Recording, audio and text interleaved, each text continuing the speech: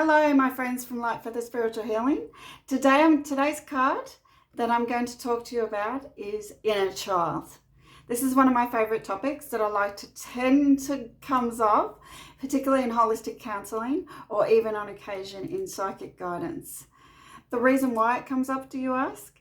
Is because our inner child is what has happened to our spirit, our energy, as we grew up as a child, either in this life or either in a past life energy. It is our memories, it is our traumas, it is the good energies we had as a child, it is the bad energies we had as a child, it's the lessons we learnt as a child, it's what we accepted as a child, it's what we denied as a child, it's what we remember in terms of our kinship and our connections, and it's also what we've forgotten and what we've buried as a younger child. Psychologists will say most of our psychological state or emotionally, particularly like Jung, that is formed between 0 and 5 years old.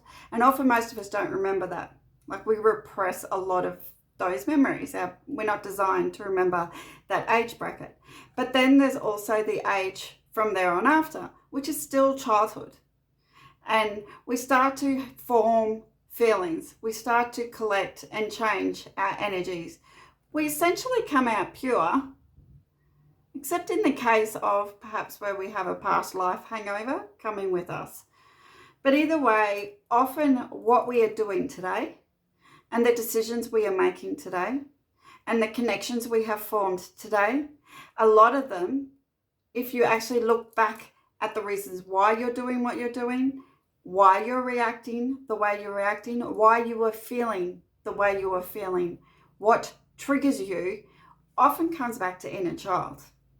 One of the things I like to do with my clients is to get them to write letters to their little self, reaffirming to their little self, my name's Sharon, so it would be little Sharon, that you are capable, you will succeed, that you have the confidence, you have the ability, you are beautiful. And I also talk to my little self, and I encourage my clients to do this in the letter, about anything they recall and why it's not their fault. Essentially, adults are responsible for children. Children aren't responsible for children. So it's really going back and looking at who that little person was in you that you still carry around with you now. And trying to work on forgiveness, trying to work on release, trying to work on healing for that child.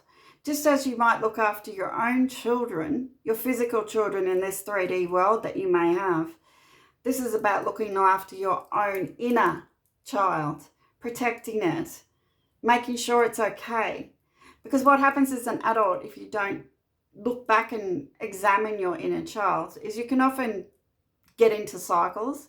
You can sometimes have negative thoughts and reactions that are really not based on the current situation or the current person that you're interacting with. You can often have you can have fears and senses and anxieties and you don't know where they're coming from. This is because it takes a little bit of time to get to know what happened to that child. What is that inner child? I have a lot of clients that have suppressed a lot of things that have happened to them as a child that's affected them today. And it really is about going back with that child, helping that child, healing that child, talking about what happened, talking about how you're feeling, and really just acknowledging that it is part of who you are today and it affects how you live your life today. And then with that in mind, you may modify your decisions. You may change cycles going forward.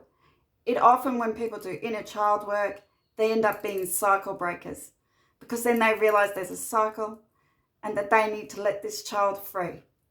Love and light.